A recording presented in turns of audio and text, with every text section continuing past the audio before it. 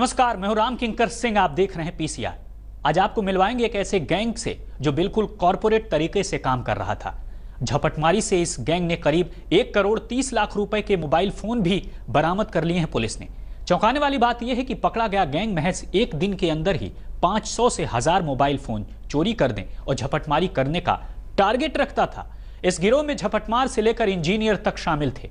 अजीबोगरीब गिरोह की पूरी कहानी सुर्खियों पर नजर। पुलिस ने जब मोबाइल चोरों के उस गैंग को पकड़ा तब उसे पता ही नहीं था कि उसके हाथ कितना बड़ा गैंग लग रहा है, या फिर कहें चोरों की मोबाइल कंपनी ही लग गई। पुलिस की गिरफ्त में आने के बाद जब चोरों ने राज खोलना शुरू किया तो पुलिस भी हैरान रह गई। इस गैंग के कब्जे से एक दो नहीं बल्कि 750 मोबाइल बरामद किए गए हैं, और वो भी सारे हाई एंड। 1 2 3 4 5 6 7। बस गिनते जाइए और गिनते ही जाइए। हो सकता है कि आप गिनते गिनते थक जाएं, लेकिन इन मोबाइल फोन की गिनती नहीं रुकेगी, क्योंकि जब ये गिनती शुरू हुई तो रुकने का नाम ही नहीं ले रही थी, और ऐसे करके आंकड़ा 700 के पार चला गया। दिल्ली पुलिस ने 12 करोड़ रुपए के फोन, जी हाँ, ये आप देख सकते हैं, इनकी कीमत 1 करोड़ रुपए से ज्यादा है। 700 से ज्यादा हाई एंड मोबाइल फोन्स बरामद हुए। दरअसल ये तमाम फोन्स जो हैं न सिर्फ दिल्ली, हरियाणा, पंजाब, तमाम जगहों पर यूज हो रहे थे। जी हाँ, एक साथ इतने मोबाइल फोन, वो भी एक छत के नीचे, आपने शायद ही कभी देखे होंगे। लेकिन दिल्ली पुलिस ने इस नामुमकिन को मुमकिन कर दिखाया है। पुलिस की माने तो ये 735 मोबाइल फोन हैं जो आप लोगों की जेब पर डाका डालकर चुराए गए थे। कभी बाजार जाते वक्त, कभी दफ्तर के रास्ते, कभी कॉलेज जाते टाइम, तो कभी रिश्तेदार की शादी में। जहां जैसे मौका पड़ा, आपके महंगे मोबाइल पर इन लोगों ने धावा बोल दिया और पलक झपकते ही आपका मोबाइल फोन इनका हो गया। गिरफ्त में मोबाइल चोरों का सबसे बड़ा नेटवर्क, हाथ आई मोबाइल चोरों की सबसे बड़ी कंपनी। बदमाशों से मिले 735 महंगे स्मार्टफोन। दिल्ली से नेपाल तक फैला चोरों का नेटवर्क। जेब तराश से लेकर इंजीनियर तक गिरफ्तार। जी हां, एक अंदाजे के मुताबिक मोबाइल फोन चोरी के ये अब तक का सबसे बड़ा रैकेट है, जिसके खुलासे के बाद पुलिस ने 1 करोड़ 30 लाख रुपए के मोबाइल फोन बरामद किए हैं। खास बात यह कि सभी हाई एंड मोबाइल फोन्स हैं जो काफी महंगे होते हैं। इसके अलावा पुलिस ने इनके भरे पूरे नेटवर्क का भी पर्दाफाश किया है। पिक पॉकेट के माध्यम से या फिर स्नैचिंग के माध्यम से हाई एंड स्मार्टफोन्स को टारगेट करते हैं। इनका मेन उद्देश्य होता है कि एक स्मार्टफोन को बेच के अपनी कुछ चंद ज़रूरतें, जैसे किसी प्रकार का एडिक्शन है, उसको पूरा करने के लिए एक स्मार्टफोन जिसकी मार्केट वैल्यू करीबन 50-60 हज़ार रुपये होती है, उसको मात्र 2.5 से 5 या 6 हज़ार रुपये में बेच देते हैं। ये जिस ग्रुप ऑफ पीपल्स को बेचते हैं, क्रिमिनल्स को बेचते हैं, वो बेसिकली इंटरमीडियरीज के तौर पे काम करते हैं। दिल्ली पुलिस की गिरफ्त में खड़ा यही वो शातिर गैंग है जिससे जानकारी के बिना पर बेनकाब किया गया। पुलिस ने जब इनसे पूछताछ की तो कई हैरान करने वाली कहानियां भी सामने आई। पुलिस की माने तो इस गैंग में जेब तराश से लेकर झपटमार तक है, और रिसीवर से लेकर इंजीनियर भी शामिल है। 8 लोगों को पकड़ा है, अलग अलग रोल है सबका। कुछ ऐसे इसमें अपराधी हैं जो ये मोबाइल स्नैच करते हैं, जो पिक पॉकेटर्स हैं। कुछ ऐसे अपराधी हैं जो बाकायदा इनको रिसीव करते हैं, नहीं खरीदते हैं। कुछ ऐसे इसमें अपराधी हैं जो IMEI नंबर इसका चेंज करते हैं। खास बात ये कि सब के सब बड़े प्रोफेशनल तरीके से चोरी के इस नेटवर्क के लिए काम करते थे। कोई मोबाइल चोरी करता था तो कोई उसके लिए ग्राहक चुनने का काम करता था, और तो और कोई चोरी के मोबाइल खरीदता था तो कोई मोबाइल का हुलिया ही बदल डालता था। इस नेटवर्क में सबसे अहम किरदार इंजीनियर का होता था, जो मोबाइल फोन के हर बारीकी से वाकिफ था। ये इंजीनियर फोन के IMEI नंबर बदलने में माहिर था। ऐसा इसलिए क्योंकि हाई एंड फोन के लिए अक्सर FIR दर्ज होती है और फोन तलाशने के लिए पुलिस सर्विलांस पर डाल देती है। लेकिन जब IMEI नंबर बदल जाएंगे तो इनके लिए पुलिस को गच्चा देना आसान हो जाता था। हाईली स्किल्ड इंजीनियर्स हैं जिन्होंने अपनी ट्रेनिंग ली है, how to handle, how to change IMEIs of smartphones, जो आपके स्क्रीन लॉक होते हैं, पैटर्न लॉक होते हैं या पासवर्ड लॉक होता है, उसको कैसे फ्लैश करके पूरे फ़ोन को फॉर्मेट करके उसको दोबारा कैसे फैक्ट्री सेटिंग्स पे लाना है। दिल्ली पुलिस का दावा है कि इस नेटवर्क के तार पंजाब, हरियाणा, हिमाचल प्रदेश और नेपाल तक फैले हैं, जहां महंगे फोन्स को कौड़ियों के दामों पर बेच दिया जाता था।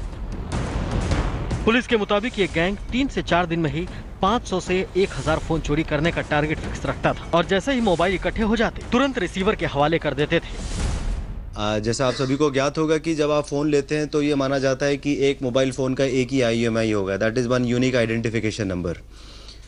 लेकिन क्योंकि इनके पास इक्विपमेंट हमने बरामद किए हैं, हार्डवेयर इक्विपमेंट्स हैं, सॉफ्टवेयर्स हैं, ड्राइवर्स हैं, जिसके माध्यम से ये एक ही IMEI नंबर कई फ़ोन को प्रोवाइड कर सकते हैं। फिलहाल मोबाइल चोरी के इस नेटवर्क में पुलिस के हाथ ये 8 लोग लगे हैं, लेकिन उसे उम्मीद है कि गुनाहगारों का आंकड़ा और चोरी के मोबाइल फोन की गिनती अभी और बढ़ेगी। चिराग गोठी, दिल्ली आज तक। बदमाशों ने उसके जिस्म में 6 गोलियां उतार दी, लेकिन उसने हार नहीं मानी और इतनी गोलियों से जख्मी होने के बावजूद अपनी कार को भगाता रहा, अपनी जान को बचाने के लिए दौड़ता रहा। उसकी किस्मत भी ठीक थी। 1 किलोमीटर तक कार दौड़ाने के बाद आखिर उसे पुलिस की पिकेट मिल गई, जहां पर तैनात पुलिस वालों ने उसे अस्पताल में भर्ती कराया। जिसमें लगी थी 6 गोलियां, फिर भी वो दौड़ाता रहा कार। 1 किलोमीटर तक भगाई कार। ये कोई फिल्मी कहानी नहीं, बल्कि ये सब दिल्ली की सड़कों पर ही हुआ है। अस्पताल के बिस्तर पर जिंदगी और मौत के बीच जूझ रहे इसी शख्स को बदमाशों ने अपनी गोलियों का निशाना बनाया और ताबड़तोड़ फायरिंग कर 6 गोलियां इसके जिस्म में उतार दी। करावल नगर के रहने वाले दिनेश पेशे से केबल ऑपरेटर है। वारदात के वक्त वो अपने 2 बच्चों को स्कूल बस पर छोड़कर वापस घर आ रहे थे। तभी बाइक सवार 2 बदमाशों ने दिनेश को निशाना बनाया और फायरिंग शुरू कर दी। फायरिंग में 6 गोलियां दिनेश को लगी, लेकिन गोली लगने के बावजूद दिनेश ने कार नहीं रोकी। वो 1 किलोमीटर तक कार दौड़ाते रहे और फिर एक पुलिस पिकेट के पास पहुंचकर उन्होंने अपने साथ हुई वारदात की इत्तला वहां तैनात पुलिस वालों को दी। पुलिस वालों ने दिनेश को GTB अस्पताल में भर्ती कराया, जहां उनकी हालत गंभीर बनी हुई है। करावल नगर इलाके में सुबह 7:30 बजे के करीब केबल डिस्ट्रीब्यूटर दिनेश कुमार इसी वैगनआर कार से शनि बाजार चौक की तरफ से जा रहे थे कि अचानक से 2 बाइक सवार बदमाश जो कि बिना हेलमेट के थे, उन्होंने ताबड़तोड़ गोलियां चलानी शुरू कर दी। फिलहाल उनका अस्पताल में इलाज चल रहा है और जिंदगी और मौत से जूझ रहे हैं। लेकिन आपको दिखाते हैं, ये वही कार है जिसके फ्रंट शीशे पर पहले बदमाशों ने ईंटें से वार किया और उसके बाद जब गाड़ी अनियंत्रित हो गई और उसकी स्पीड कम हो गई तो उन्होंने ताबड़तोड़ गोलियां चलाना शुरू कर दिया। दिनेश के परिवार के मुताबिक उन्हें कुछ दिन पहले धमकी मिली थी, लेकिन उन्होंने इसकी शिकायत पुलिस से नहीं की थी। कुछ दिन पहले उन पे धमकी भी आई थी, यानी सामने धमकी हुई थी कि कोई तू नई लाइन लेके आया है SMR केबल की, उसको तू बंद कर दे, नहीं तो हम तुझे जीना नहीं देंगे जैसे भी है। ठीक है, मगर उन्होंने इग्नोर कर दिया। ठीक है, और उनका नाम वो है संजीव नाम है एक, जो लोनी में रहते हैं, और एक सोनू है, और एक आपका है कहते हैं दीपक, जो शांतिनगर गेट पे उनको केबल का काम करते हैं। इन सब का केबल का ही बिजनेस है। ठीक है, जिन्होंने ये रंजिश निकाली। परिवार ने अपने बयान में पुलिस को कुछ केबल ऑपरेटरों के नाम दिए हैं जो दिनेश को धमकियां दे रहे थे। पुलिस अब इन केबल ऑपरेटरों से पूछताछ कर दिनेश पर हमला करने वाले बदमाशों का पता लगाने में जुटी। पूरे मामले को केबल की लड़ाई और वर्चस्व की लड़ाई को देखते हुए साथ ही साथ पर्सनल एनमिटी यानी पुरानी रंजिश के एंगल से भी पुलिस इस पूरे मामले की जांच कर रही है। लेकिन जिस तरह से दिन दहाड़े ये घटना हुई और साफ दिखाता है कि हमलावरों में पुलिस का जरा भी खौफ नहीं है।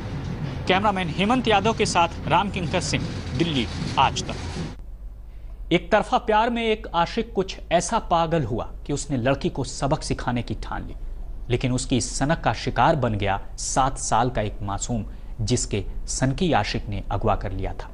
शुक्र इस बात का यह रहा कि वक्त रहते पुलिस ने बच्चे को बरामद कर लिया। प्यार में पागल आशिक की खौफनाक करतूत। एक तरफा प्यार ने बना दिया किडनैपर। 7 साल के मासूम को अगवा कर मांगी फिरौती। प्रेमिका से बदला लेने के लिए रची साजिश।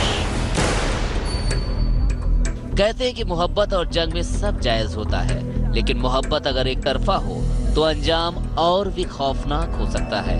इसकी जीती जागती मिसाल है दिल्ली की ये कहानी, जहां एक आशिक ने प्यार में नाकाम होने का बदला एक मासूम से लेना चाहा, लेकिन भला हो दिल्ली पुलिस का कि वक्त रहते वो इसकी गिरेबान तक जा पहुंची। वारदात दिल्ली के सुभाष प्लेस इलाके की है, जहां बीती 25 फरवरी को 7 साल के इस मासूम को कुछ लोगों ने घर के बाहर से अगवा कर लिया। बच्चे को उसकी मामा से मिलवाने के बहाने अपने साथ ले गए। काफी देर तक जब बच्चे का पता नहीं चला तो पुलिस को इत्तला दी गई, लेकिन इस बीच बच्चे के घर वालों को आए एक फोन कॉल ने उनके पैरों तले जमीन खिसका दी। बच्चे को किडनैप कर लिया गया था और 5 लाख रुपए बतौर फिरौती मांगे जा रहे थे। अगले दिन सुबह 7:30 बजे के करीब बच्चे की मां को एक अननोन नंबर से फ़ोन आया, जिसमें पैसे की डिमांड रखी गई।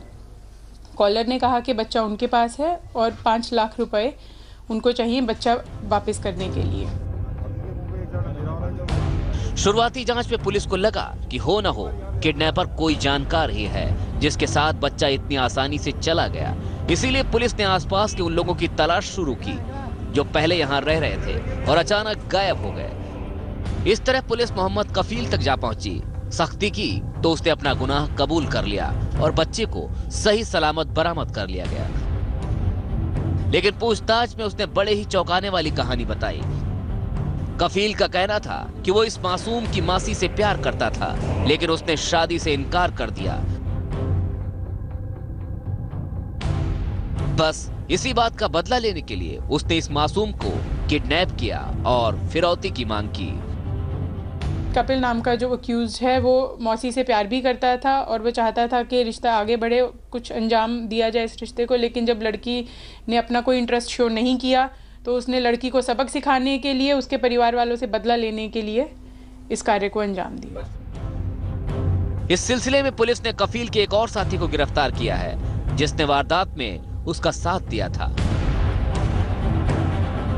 एक तरफा प्यार की ये अजीबोगरीब कहानी है। बहरहाल इस सिलसिले में पुलिस ने जल्द एक्शन लिया और मामले में आरोपियों को गिरफ्तार कर लिया और बच्चे को सकुशल मुक्त करा लिया।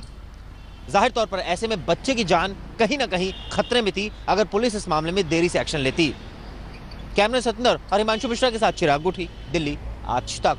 गाजियाबाद के इलाके में एक कार में कारोबारी की लाश मिली और कार उसी कारोबारी की ही थी। उस कार में शराब की बोतलें, महिला के कपड़े और कुछ सामान थे, जिसे देखकर यही लग रहा था कि कोई महिला कुछ देर पहले तक उसके साथ थी और अब वो गायब हो गई। पुलिस को अब उसी महिला की तलाश है। गाजियाबाद के NH-24 पर एक कारोबारी की संदिग्ध हालत में कार से लाश बरामद हुई है। विजयनगर के पास हाईवे पर मिली अर्धनग्न लाश की पहचान दिल्ली में रहने वाले एक कारोबारी दर्शन लाल के रूप में हुई है। NH-24 पर डूना हेड़ा के पास विजयनगर थाना अंतर्गत दर्शन लाल नाम एक व्यक्ति की गाड़ी में डेड बॉडी मिली है और कई चीज़ें उनकी गाड़ी से बरामद हुई हैं। अभी पोस्टमार्टम के लिए बॉडी को भेज दिया गया है, उसके बाद ही ये क्लियर होगा कि इनकी कॉज ऑफ डेथ क्या है। मृतक के शरीर पर कपड़ों का न होना और कार से शराब की बोतलें, कंडोम और किसी महिला के कपड़े मिलने की आशंका जाहिर की जा रही है कि हत्या किसी महिला ने ही की है। प्रतीत हो रहा है कि निश्चित कोई महिला गाड़ी में मौजूद थी इनके साथ। वो कौन है इसका आइडेंटिफाई अभी तक नहीं हुआ है और शराब की बोतलें भी मिली हैं गाड़ी में और इन सब चीज़ों की हम जांच कर रहे हैं। फिलहाल पुलिस ने कार को कब्जे में लेकर शव को पोस्टमार्टम के लिए भेज दिया है और पोस्टमार्टम की रिपोर्ट से ही साफ हो पाएगा कि आखिर कारोबारी की मौत कैसे हुई। गाजियाबाद से मयंक गौड़, दिल्ली आज तक। सरारोहिला इलाके में रविवार रात एक निजी स्कूल की सुरक्षा में तैनात गार्ड की बेरहमी से हत्या कर दी गई। स्कूल के सीसीटीवी फुटेज के आधार पर पुलिस ने एक युवक युवती को हिरासत में लिया है और पूछताछ कर रही है और घटना के बाद सीसीटीवी में यह दिखा कि ये युवक युवती भागते हुए नजर आ रहे हैं। स्कूल के गार्ड की बेरहमी से हत्या, पत्थरों से कुचल कर ली जान।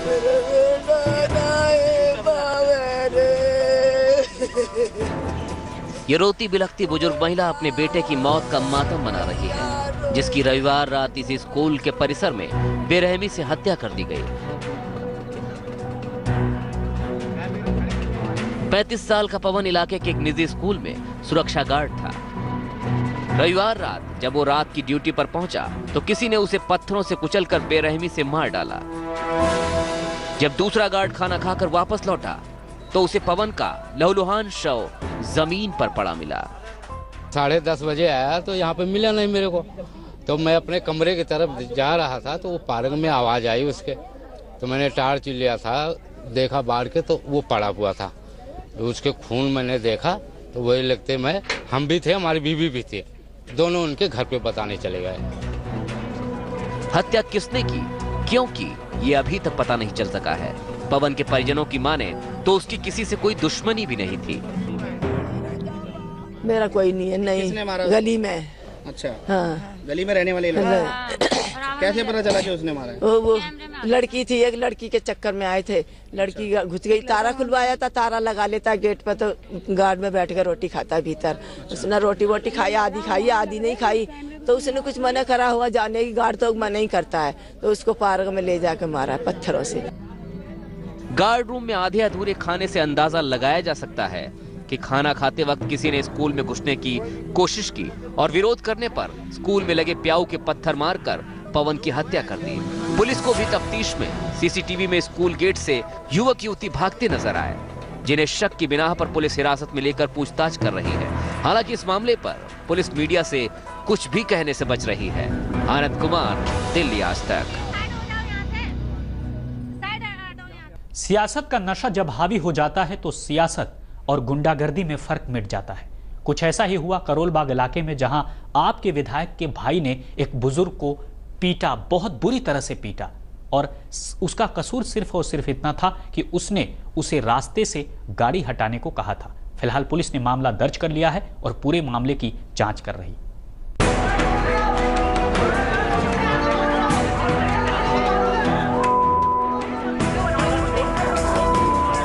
आप नेता के भाई पर मारपीट का आरोप, कैमरे में कैद हुई तस्वीरें, बुजुर्ग, बच्चे और महिला की पिटाई। देखिए इन तस्वीरों को। सड़क के बीच में अपने समर्थकों के साथ आपके एमएलए का भाई गुंडागर्दी कर रहा है। न बुजुर्ग की उम्र का लिहाज, न महिला की इज्जत, बस अपने समर्थकों के साथ सड़क पर घूंसे लात से पिटाई जारी है। पिटाई की तस्वीरों को तो आपने देख लिया, अब भाई साहब को भी पहचान लीजिए। नाम राजीव ऋषि, दिल्ली के जनकपुरी से आप विधायक राजेश ऋषि के भाई साहब हैं। दरअसल ये मामला रविवार शाम का है, जब विधायक के घर पर एमसीडी टिकट बंटवारे के चक्कर में समर्थकों का जमावड़ा लगा था, जिससे बाहर खड़ी कई गाड़ियों की वजह से असुविधा पर विधायक के पड़ोसी बुजुर्ग वीरेंद्र तलवार ने घर के नीचे से कार हटाने को कहा, जिसे लेकर विधायक के भाई की कहासुनी हो गई और बात हाथापाई तक पहुंच गई। बीच बचाव करने आई बुजुर्ग की पत्नी और बच्चों को भी नहीं बख्शा। मैंने इनको बोला आपकी गाड़ी रॉन्ग साइड पे गलत जगह लगी हुई है, आप अपनी गाड़ी को यह साइड करा लो। ये बोले हम किसी की कोई बात नहीं सुनेंगे। उसके बाद उसका छोटा भाई, उनके 2 भतीजे और सतीश यादव जो सब्जी मंडी में प्रधान है, इन 5 ने मिलकर मुझे मारना पीटना शुरू कर दिया। शोर सुन के मेरी वाइफ, मेरी लड़की, मेरा नाती नीचे उतरा, तो इन्होंने छुड़ाने की कोशिश करी, तो इन्होंने मेरी वाइफ को भी मारा, मेरी लड़की को भी मारा और मेरे नाती को भी मारा। विधायक के भाई की इस गुंडागर्दी से नाराज लोगों ने केजरीवाल के खिलाफ जमकर नारेबाजी की। लोगों का आरोप है कि आप विधायक राजेश ऋषि के भाई साहब की गुंडागर्दी से पूरा मोहल्ला परेशान है। इतनी बदमाशी फैलाई हुई है कि मोहल्ले में उनका कोई उनके अगेंस्ट बयान भी नहीं दे सकता, इस तरह से उन्होंने दहशत फैलाई हुई है। जब से ये एमएलए बने हैं, इन्होंने वहाँ के लोगों को जीना हराम किया हुआ है। वहीं आप विधायक का कहना है कि विरोधियों की साजिश है, जिसमें उन्हें बदनाम करने की कोशिश की जा रही है। कार्यकर्ता लोग कुछ प्रदर्शन कर रहे थे, 200-250 लोग मेरे दरवाजे पे खूब हंगामा हो रहा था, मुझे फोन आया कि प्रदर्शन हो रहा है। ये तो चलता रहता प्रदर्शन। तो उसी बीच में कुछ बीजेपी के लोग आए, उन्होंने आके इस प्रदर्शन का फायदा उठाने की कोशिश की और गाली गलौज शुरू किया। कुछ महिलाओं के साथ अभद्र व्यवहार भी किया, उन्होंने रिपोर्ट भी की है जाके। तो अगले ने उसको रोका, उसमें और गाली गलौज बढ़ गए और 2-4 लोग और आ गए। तो उसी में जो हुआ वो तो आपके सामने है। पूरे मामले को देखते हुए दिल्ली सरकार की महिला आयोग की टीम भी थाने पहुंची, जहां उसने मामले की सच्चाई सामने लाने और कार्रवाई का आश्वासन दिया। ये बहुत ही ज्यादा गलत हुआ है और इस तरह की घटनाएं नहीं होनी चाहिए, और इसके लिए अभी मैं अंदर जाके पूछताछ करती हूँ और इसके ऊपर जो भी कानून कार्रवाई बनेगी उसमें मैं आपके साथ हूँ। मौके पर पहुंची डाबड़ी थाना पुलिस दोनों पक्षों को थाने ले गई, जहां लोगों ने देर रात तक जमकर हंगामा किया। पुलिस ने दोनों पक्षों के बयान दर्ज कर जांच शुरू कर दी है। फिलहाल पीड़ित पक्ष को मुकदमे का इंतजार है। पीड़ित पक्ष का कहना है कि उनके विधायक के भाई और उनके समर्थक पर एफआईआर दर्ज की जाए और जल्द से जल्द कार्रवाई की जाए। हालांकि विधायक का कहना है कि इस पूरी घटना में उनका कोई रोल नहीं है और उन्हें राजनीतिक कारणों से फंसाया जा रहा है।